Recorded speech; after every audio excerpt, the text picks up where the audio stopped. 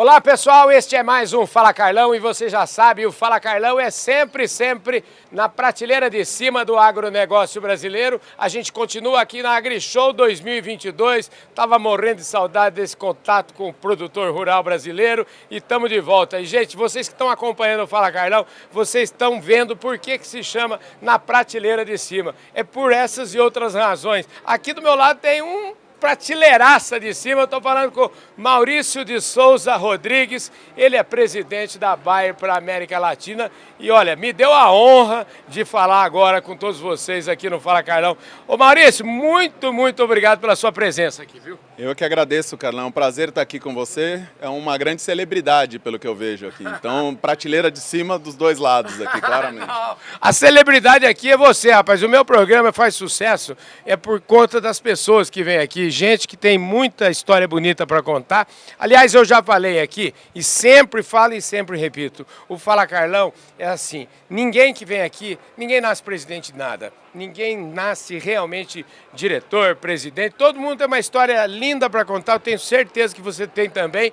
Então eu queria, para começar, eu queria até você aqui no bastidor, a gente estava conversando, eu lembrei muito do que minha mãe falava. Minha mãe dizia o seguinte, os meus filhos vão ter que estudar até os 18 anos, porque eu nasci numa família humilde, uma família de pequenos lavradores, e minha mãe, ela tinha assim, ela acreditava sempre que a gente ia se transformar pela educação. E ela realmente nos fez estudar até os 18 anos, ela gostava de falar assim, a gente consegue até os 18 anos é por nossa conta. E graças a Deus deu certo, a gente depois dos 18 continuamos tudo e enfim, eu quero dedicar esse programa à dona Neuza, que deve estar em algum lugar aí olhando pela gente. Então eu queria começar esse programa que você falasse um pouquinho das suas raízes, das suas origens. Bom, acho que muito semelhante ao que você falou com relação à origem da minha família, né? Eu talvez tive uma vantagem, ou um benefício, que os meus pais, eu costumo dizer que eles quebraram o ciclo. Então, tanto o meu pai quanto minha mãe vieram da mesma família humilde que você mencionava agora, no Rio Grande do Sul. Minha família é do Rio Grande do Sul, Porto Alegre, Novo Hamburgo. E eles acabaram se graduando, quebrando um ciclo, não tínhamos ninguém graduado na família nesse período, e acabaram se formando em Direito, Engenharia, e vieram para São Paulo. E me deram a oportunidade de ter duas coisas que eu considero extremamente relevantes para uma pessoa conseguir aquilo que ela almeja, que é referência e educação.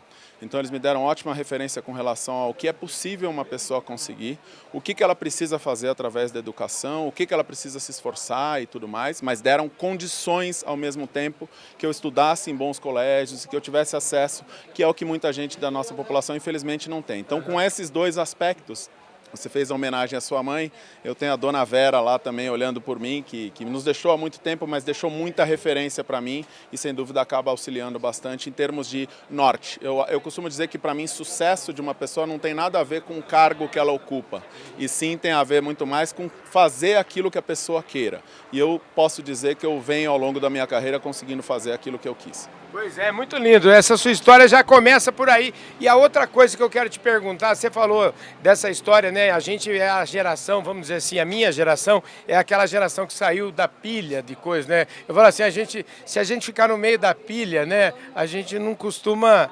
prosperar muito. Eu lembro de um livro do Jack Welch, que ele fala assim, ele estava lá no começo da carreira dele, ele estava pensando assim, como é que ele sairia da pilha, né? Porque tinha aquela pilha de currículos para avaliar, como é que eu saio da pilha, do meio da pilha e dou protagonismo para isso. Eu queria que você falasse um pouquinho sobre esse tema, né? E eu acho que assim, a gente faz parte de uma geração que conseguiu sair da pilha e conseguiu fazer aquilo que a gente gosta. Eu, por exemplo, eu não trabalho nunca, né? Eu gosto do que eu faço, eu imagino que você também, né?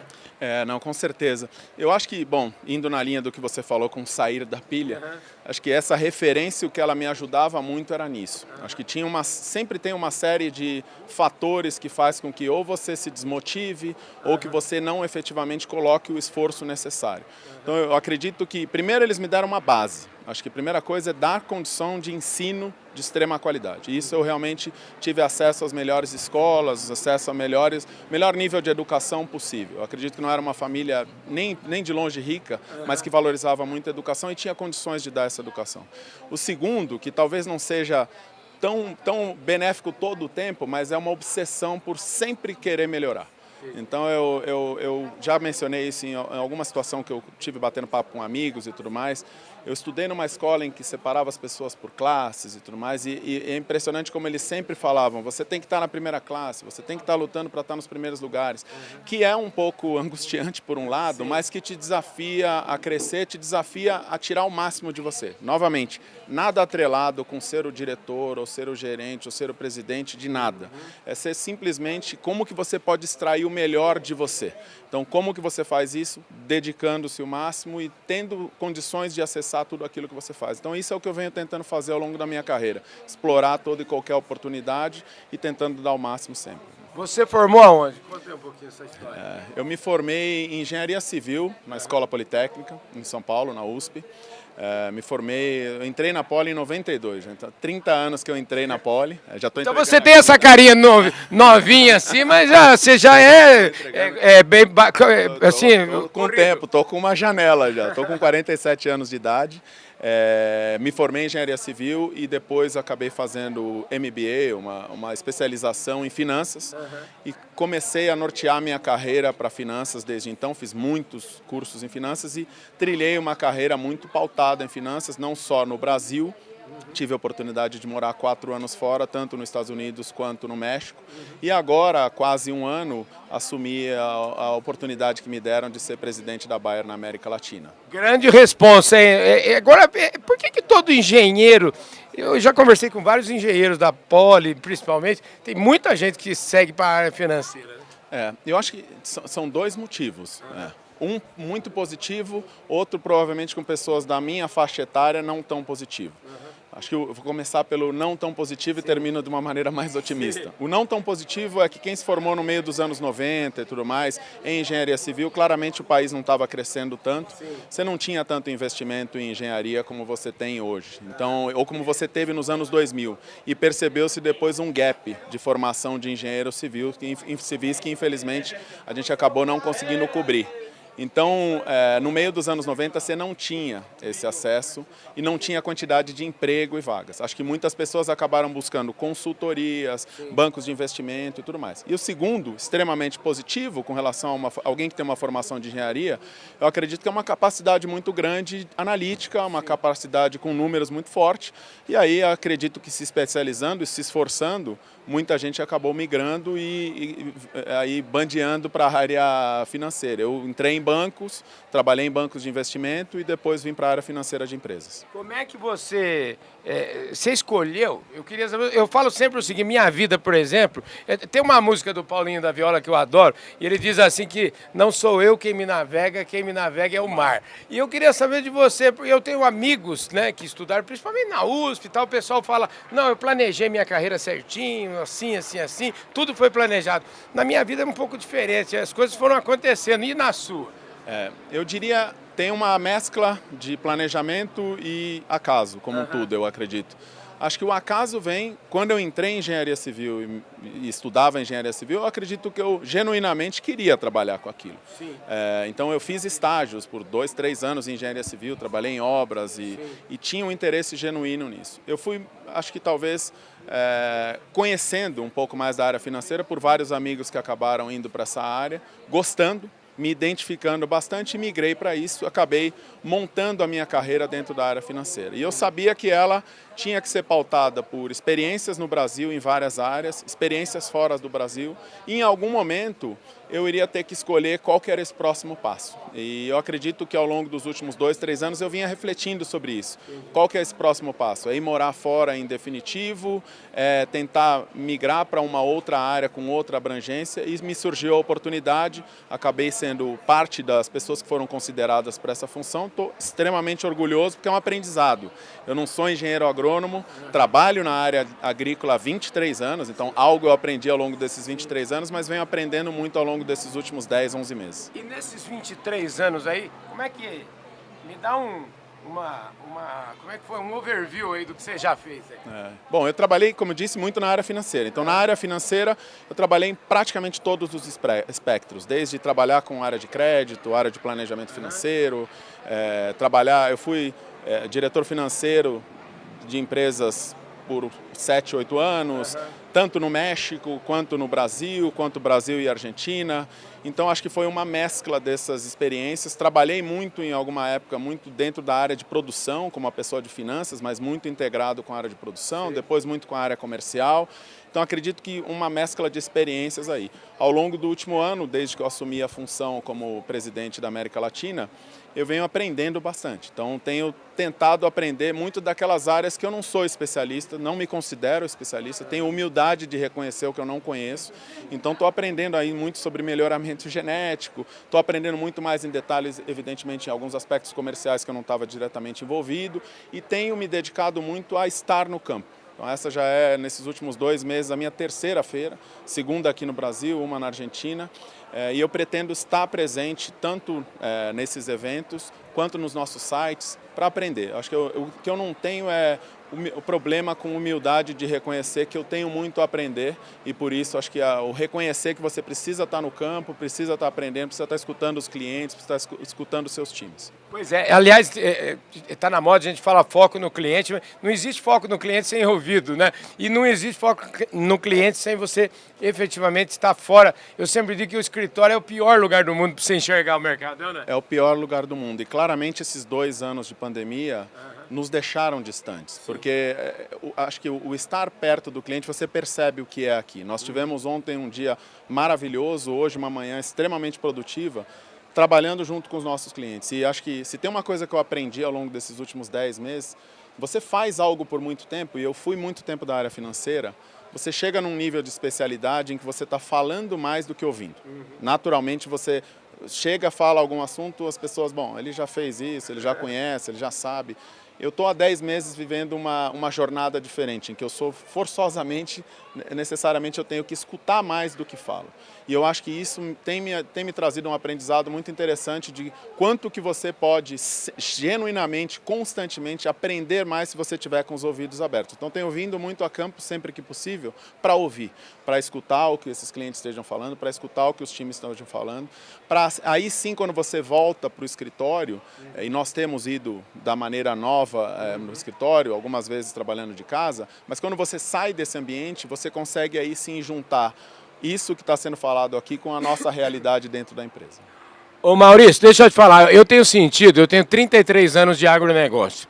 E eu tenho sentido aí, depois dessa volta, a gente ficou, como você falou, a gente ficou 2 anos reclusos aí, e eu tenho sentido assim uma espécie de um frio na barriga, assim, porque está dando assim, eu estou com sentimento, e isso eu falo em função de tudo que eu escuto também, das pessoas com quem eu entrevisto, de que a gente está vivendo assim um momento sublime, a gente está vivendo um warm-up, a gente está vivendo só um aquecimento, que o que a gente já fez até aqui é muito legal, muito bacana, mas o que está por vir é muito mais grandioso. Você tem essa sensação?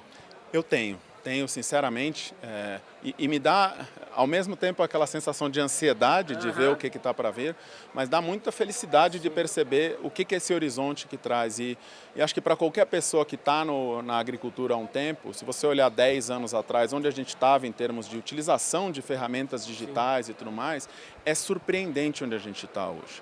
E o nível de desenvolvimento ano a ano, ele é assombroso. Então eu particularmente vejo um futuro tremendo, e eu vejo um futuro que ele é bem distinto do que a gente estava habituado, porque como empresas você também estava habituado a constituir seu produto, desenvolver sua estratégia e vender. Hoje eu pressuponho que a lógica e a base é você colaborar com os outros, é você co-criar, que é muito fácil dizer, muitas vezes muito difícil de ocorrer, porque ela pressupõe muita humildade, ela pressupõe reconhecer que alguém faz algo melhor do que você, pressupõe que a composição do todo é muito melhor do que o que você conheça. Então eu acho que a gente vem aprendendo muito com isso, bastante, e eu sinto que aí você começa a juntar o melhor do conhecimento de cada um. Quando eu caminho nessa feira, eu vejo tanta coisa legal que está ocorrendo, tanta coisa boa, que quando a gente volta para dentro de casa, dá aquela sensação de vamos correr mais, vamos juntar com esse, vamos tentar falar com aquele. Acho que é essa sensação boa, que no final do dia todo mundo está querendo resolver novos problemas, explorar novos ambientes, e acho que é isso que eu tenho sentido, pelo menos em termos de empolgação aqui na feira. Pois é, isso tudo já caminhando para esse tema agora um pouquinho, que é o tema que eu quero fechar aqui a nossa conversa. Aqui eu vejo o seguinte, a conjunção de duas coisas: tecnologia e gente, tecnologia e pessoas. A tecnologia não acontece, só a tecnologia não resolve nada, as pessoas precisam da tecnologia. Eu queria que você trabalhasse um pouco esse tema e coloca aí nessa pitada um pouco uma palavra que está muito em moda, todo mundo fala, aliás, duas palavras muito em moda: sustentabilidade e diversidade. É muito fácil, eu sempre digo, sai da nossa boca facinho, mas é uma coisa não tão fácil de apresentar. É verdade. Bom, nós como empresa, acho que temos dentro do nosso DNA e os pilares nossos, acho que 3, 4 pontos. Inovação, sustentabilidade, foco em transformação digital e em pessoas. Assim, a gente acredita que, cobrindo esses 4 pontos, nós estamos muito bem encaminhados. Novamente, como você disse, muito fácil de dizer, muito complexo de colocar na prática. Mas acho que a gente se comprometeu já há algum tempo, primeiro, de não ter inovação que não seja aliada à sustentabilidade, de não ter transformações digitais que não estejam aliadas à sustentabilidade, de não ter um foco em sustentabilidade que também não traga um desses componentes, e que essa tríade funcione muito bem e que ao mesmo tempo você consiga alimentar isso de pessoas capazes. Pessoas capazes, novamente, eu me formei e estudei num ambiente em que você provavelmente não discutiu o conceito da diversidade com a amplitude que a gente discute hoje. Provavelmente a gente estava enfrentando problemas ou menos complexos, ou a gente estava conseguindo dar respostas menos completas do que a gente pretende dar hoje. Para o ambiente que a gente vive de complexidade hoje, de cocriação, de colaboração, de entendimento, de não ter verdade absoluta e tudo mais, a diversidade ela vem de mãos dadas. Então, goste as pessoas ou não, porque o lidar com a diversidade ele é mais difícil do que lidar com pessoas que pensem exatamente como você, mas ele é muito mais rico. Então eu já tenho uma infinidade de situações em que eu lido com pessoas que pensam extremamente oposto a mim, e só o fato de eu escutar essa pessoa e eu ter a capacidade de escutar, ver o que ela pode me agregar e construir em cima disso, eu aprendo bastante. Novamente, muito mais difícil. Quero tomar uma decisão agora de urgência, se a gente precisa sair correndo aqui ou não, é mais fácil a gente pensar em duas pessoas que pensem exatamente iguais e não ficar conjecturando. Quero melhorar para os próximos 6 meses, para os próximos 2 anos ou para os próximos 10 anos, eu não tenho dúvida que juntar pessoas que pensem extremamente diferentes vai nos ajudar. Mas, novamente, dedicação, precisa foco, precisa ação, porque muito do que você falou, as pessoas falam muito desses pilares, mas elas não põem em prática. Nós temos uma infinidade de projetos em que a gente coloca isso em prática. Estamos longe ainda de onde a gente espera chegar, mas acho que a gente vem avançando em diversidade em vários aspectos, vem falando muito do aspecto da inclusão, que é mais importante para você trazer diversidade. Não adianta você trazer um monte de gente que pensa diferente e não dar voz a essas pessoas. Então, como que a gente torna esse ambiente mais inclusivo para que a gente traga essas pessoas mais diversas, para que esse ambiente se torne inovador o suficiente? Novamente, de novo, na verdade é o seguinte, não basta ir para o baile, tem que chamar para dançar. Tem que chamar para dançar, e o chamar para dançar, novamente, não é fácil. Agora, é extremamente prazeroso. E eu, particularmente, tenho um envolvimento muito claro com diversidade. Sim. Trabalho junto com o comitê que trata disso dentro da Bayer, de diversidade e inclusão, já há alguns anos. Sou sponsor do pilar de raças especificamente e dedico um bom tempo da minha vida a falar desse tema e buscar ações com relação a isso, para ter momentos como eu tive ontem. Ontem nós tivemos um momento aqui que eu encontrei uma das trainees de um programa que nós lançamos em setembro de 2020, e é extremamente prazeroso quando você vê o que aquela menina que entrou no início do ano passado na nossa empresa já conseguiu conquistar, agora está entrando como representante de vendas, o brilho nos olhos, o que ela já conseguiu mexer no grupo. É isso que a gente precisa buscar, é esse tipo de mix que a gente quer trazer, é essa empresa que a gente quer ser. Não estamos lá ainda, temos um caminho longo, mas eu acredito que a gente está na trajetória certa. Maravilha, gente do céu, conversa boa, hein? A gente podia ficar conversando aqui a tarde inteira. Agora, para a gente fechar, prometo, queria saber o seguinte de você: que legado que você espera aí na sua gestão, nesse novo desafio seu, né? quais são os maiores desafios aí? Você já falou vários deles, mas enfim, se você pudesse fazer um resumo, aonde você espera entregar a companhia daqui 5, 10 anos, enfim. Acho que o primeiro ponto muito positivo é eu encontrei uma empresa, encontrei um cenário em que a gente já vinha numa crescente muito grande. E é legal quando você pega algo que você tem aquela percepção de uma prova de bastões. Você pegou alguém, te entregou bem, te dá uma responsabilidade de que você tem que correr bastante para entregar bem para outra pessoa. Então eu espero, o primeiro ponto é esse, dar continuidade àquilo que vem funcionando, não ser aquela pessoa que seja arrogante de achar que tudo tem que ter o meu selo, claramente não precisa.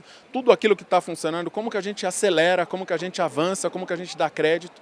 Eu espero que a gente seja cada vez mais essa empresa inclusiva que eu te descrevi e que a gente está caminhando nisso, mas tem muita coisa para ocorrer. Essa empresa inovadora, essa empresa que trabalha na sustentabilidade, nós temos muita coisa para ser feita, mas já viemos fazendo, como que a gente acelera isso. E assim, pensando especificamente sobre mim, eu espero que seja visto como aquela pessoa que não necessariamente estava buscando sucesso pessoal e que sim estava conseguindo, porque dentro da minha função eu tenho a humildade de reconhecer que o meu grau de contribuição ele não é tão grande. O grau de contribuição grande é das pessoas que estão aqui fazendo o negócio acontecer. Então eu espero que eu possa ser aquele que primeiro não atrapalhe e segundo que consiga impulsionar o trabalho dessas pessoas. Que seja um bom servidor. Que seja um bom servidor. Porque esse é o grande mérito do grande executivo, servir as pessoas. Né? Esse deveria ser sempre o grande mérito e ele vai em contra com aquilo que você é treinado, porque você é treinado para ser o primeiro, para ser aquela pessoa, claramente bons líderes que eu admiro e que eu respeito e que eu gostaria de algum dia que alguém possa olhar para mim e dizer que eu estava nesse caminho, é essa pessoa que consegue ver mais nos outros, consegue impulsionar mais essas pessoas e pensar menos em si mesmo. Ô Maurício, pra gente não dizer que eu não falei das flores e os caras não falassem, pô, mas não falou nada da Bayer, dos números, não sei o quê. Eu quero saber assim, qual que é a sua responsabilidade aí nesse seu cargo aí? Você está olhando para quantos países? Enfim, o que você enxerga aí? Na América Latina nós somos em torno de 20 países, 19 se não me falha a memória. Somos divididos em 3 que a gente chama de clusters, tem a América Latina do Norte, a América Latina do Sul e o Brasil. Nós somos a segunda região globalmente, representamos em torno de 1/4 dessa empresa globalmente. Então, sem dúvida, é uma responsabilidade muito grande desse time, é o motor de crescimento da empresa globalmente. A América Latina, e mais especificamente o Brasil, como eu já disse no início da entrevista, se isso não dá certo, nada dá certo. Então, nós temos uma responsabilidade de crescimento, de transformação, de aceleração muito grande. Então, acho que a responsabilidade é muito interessante. São milhares de pessoas espalhadas em muitos sites, em muitas áreas comerciais, em muitas áreas de pesquisa. Então, acho que é uma responsabilidade muito grande, mas outro dia alguém me perguntava, você não sente o peso disso? Não sinto, porque é um time extremamente grande, extremamente capaz, em que, novamente, a minha parcela de contribuição, ela não é tão grande assim, ela aparenta ser tão grande, mas ela é focada em algumas decisões que, eventualmente, elas são grandes em magnitude, mas elas são dependentes de que esse time enorme que a gente tem, extremamente capacitado, execute isso no campo. Esse é o time que entrega, né? Esse é o time que entrega e que o líder atrapalhe o menos possível. Esse é o meu objetivo. E aqui no Brasil, você tem um time total. Quero mandar um abraço pro time aqui do Brasil e dizer que, ó, o Fala Carlão está à disposição de vocês aí. Nós temos um time maravilhoso aqui no Brasil. É a segunda-feira que eu vou, eu tive a oportunidade de estar na Show Rural em fevereiro e agora tive a oportunidade de estar aqui.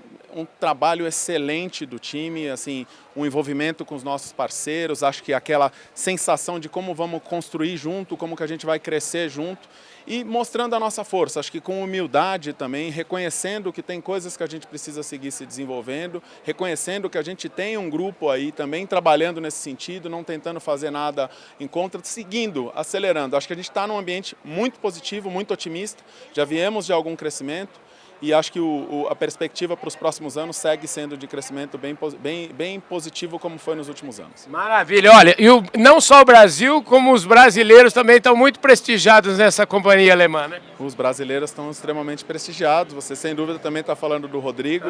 Ficamos extremamente felizes com a ascensão dele para um cargo tão relevante.